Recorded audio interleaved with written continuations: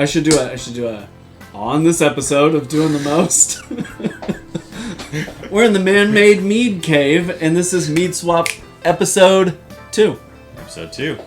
I was worried that I went too far. What is that? This homebrewing challenge features 2 stylistically different mead makers. They will swap this mead at every step of the process with no information to go on. This is Mead Swap. So here we are. What I like about this one is that we've already got the history. We've got from step 1 of the Mead's Life. I love this. Before, actually, this is from when you gave it to me. This is primary. Yeah, you gave it to me. I bottled a little sample of it. I did my thing. I gave it back to you, and I bottled a sample. And then this is, of course, the grand finale. Oh, man. I'm excited. When I was driving over here, I had completely forgotten that we did this part. And so I was prepared to talk about this. But now I know why you texted me and said, no, I don't think we should do an extra episode tonight because there's a lot. There's going to be a lot to consume. So should I tell you what I did to this, or do you want to say? No, let's taste. Let's taste and then. Okay. Oh, this little carbonation. Slight. Well, yeah, it's got a little carbonation in there. Oh, it smells like soda. It smells like a cola. It does. I was like, is this root beer? Like it smells like Coca-Cola, like kind of flat Coca-Cola. Yeah, I think you've had to have bochetted the honey. Yeah, I think so. Should I? Wait. Do you want me to tell you what kind of honey that I gave you, or wait till the end? That's up to you, man. Let's wait.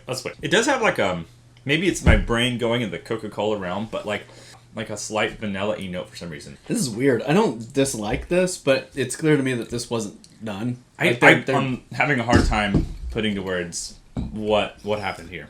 What you think happened or what happened? Either okay. One. I feel like because of it ending at 1.020, the coloring of it, and also like the slight roastiness I get from that honey, that this is bochet. That's my only predominant guess. And you don't have any other guesses about anything else that might. I'm getting like a spice, but I'm having a hard time putting my finger down and saying that it's like cinnamon or that it's got some clove or whatever. Okay. It does. The Coca-Cola thing is really. It is weird how much like Coca-Cola this is. And I'm trying not to to put those flavors into this, so I'm having a hard time pulling those two things apart. I gave this to you. Yes. And then you did this to it. I did this. Now I'm a little scared because the previous. It looks alright. I just didn't want it to explode on us. That's happened a lot recently. At this table. Every time I've opened a bottle the past couple times, it's been... There we go. Oh, yeah. Ah! Yeah. It's right over the laptop. So, this is what you gave to me. This is what I returned to you. Okay. What's funny is you said to me, I feel like I boxed you into going in a certain direction with this. And I don't know if I went that way or not. Okay. We'll see. There's a little bit of, soapiness on the nose. Yeah. Like a herbal, tea tree oil kind of. It's been a while since we started this. This has had some age, time to sit and mellow. Yeah. Do you pick up that herbal note that's in there? Yeah. I get what you were saying. Like a candle. Like a essential oil. I'm trying to suss out what happened there.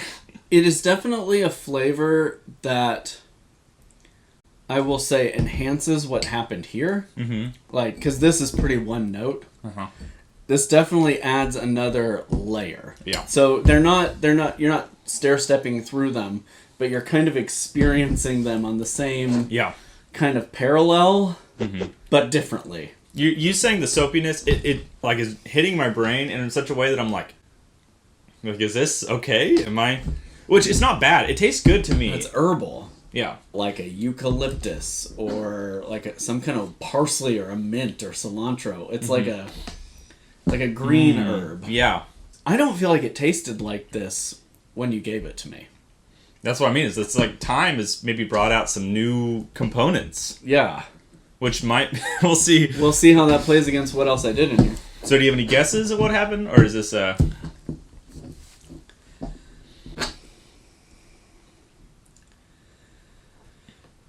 The fact that you're a bit stupefied by it tells me that any guess that I would have would be wrong. I will say this. I get what I put in there, but there is the layer, like you said, of the herby side, the soapy side that is there. And that is what I'm a little stupefied by. The only thing I could think is maybe you dry hopped it with something. Like some weird hop, like a fuggle. Or something, like just something, or comet, something that's kind of off. Throw a fuggle on the screen right here. Like something off the wall. Or that you used like an herbal tea of some kind to complement it. But I think both of those guesses are wrong. So this, step 2, you gave this to me. Yes. And then I did this to it. And I have not tasted this since I bottled it. Actually, I didn't taste it, so I'm not sure. The color stayed the same the whole time. I'm not sure how the flavor is going to express in here. And another thing that happened to this is I bottled it.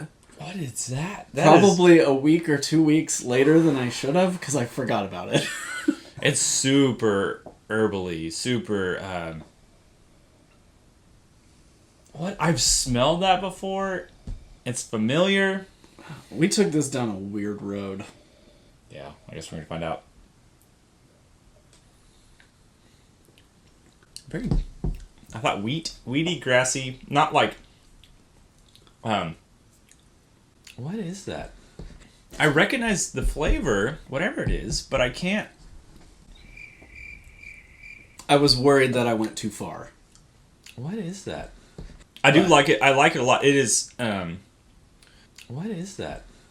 Man, it changes the mouthfeel of it. Mm-hmm. Like, it sticks around, like, the top front of the tongue more than round 2 did. I have no idea. I'm trying to find the words for what...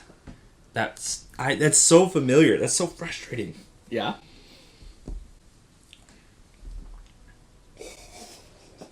It's got a bright citrusy note to me. Mm-hmm. Mm-hmm.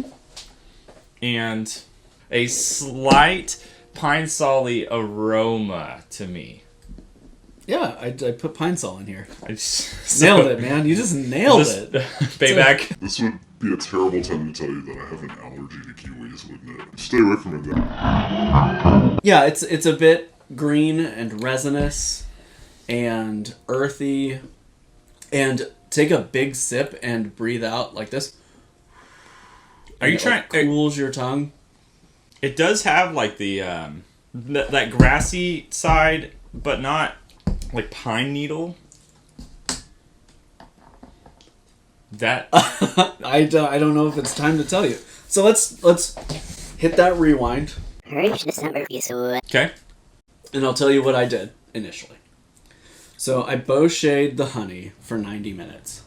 I hope it wasn't some bougie, expensive... Nope, you can thank Chud for the honey. It was sourwood. Whether you're making mead or delicious treats in the kitchen, reach for the rich, satisfying taste of Honey Next Door.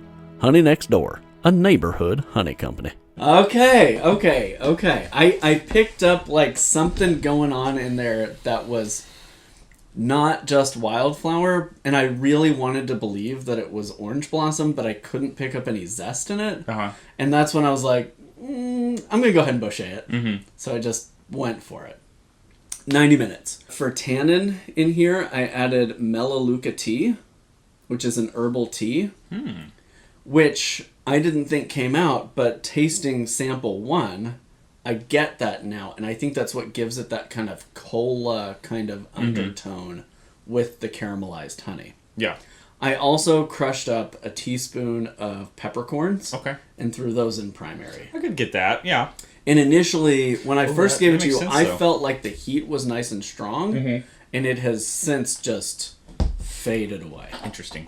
The only other thing that I did that was perhaps like out of character is I used a red wine yeast. I used Red Star's Premier Rouge. Yeah. Because I have been told by a few expert mead makers that you should really experiment with red wine yeasts in bochets. Yeah. So I feel like this was a good opportunity to do that. That's interesting to try that.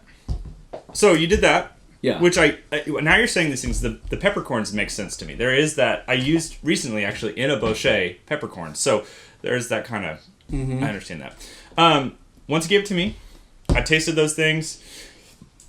Did not guess any of that, to be honest with you. I guessed you got the bochet. That's probably the closest I got. What did you do to bring the gravity up? I added some orange zest, pretty big chunks of orange zest to it, and I added maple syrup.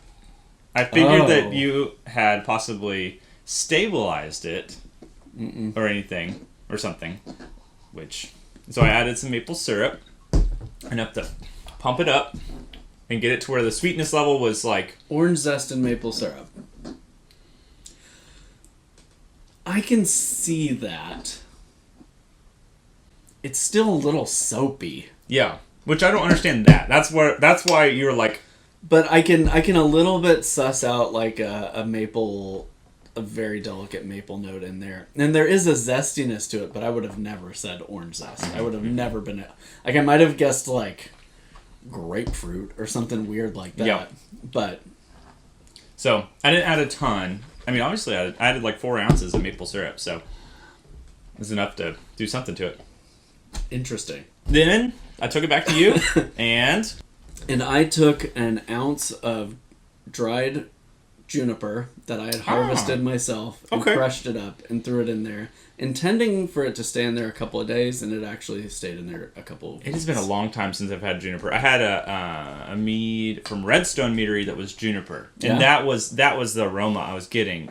But I haven't had enough junipers to be like, that's juniper. You know, I recall having tasted something like that. The progression of this has gotten better. Like, I wouldn't say that episode 1 didn't get better, but I feel like we played even better off each other this time than last time. If you were to write out the recipe, man, this thing would look crazy. Yes. But I dig it. Someone needs to make this. So what we have here is a 1 gallon batch of bochet sourwood honey with crushed peppercorns and melaleuca tea. That's then been sweetened with maple syrup and hit with some orange zest. And then finished off with some crushed dried juniper berries harvested from Arcadia, Oklahoma by me. There we go. Go make it. Yeah, just brew one up for yourself. Yeah. And stop on by Arcadia, grab yourself some send it on into Mead Stampede, and we'll judge it this summer. I like this a lot. I think that there are some things to dislike about it. I would want it to be just slightly sweeter, and I think I want a little bit more tannin in there. I think it would have been fun to, in addition to the juniper, put a little bit of like American oak in there to bring out those vanillins and give it that kind of dry, woody kind of tannin. I can get behind that. I think this one has definitely been a success. Yeah.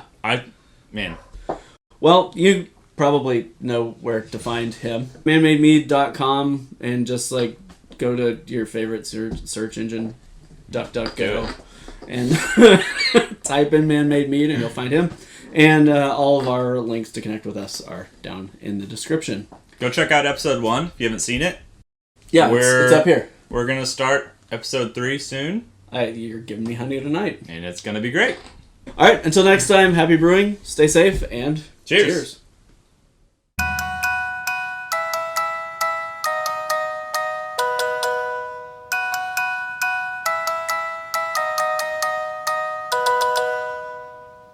What is that?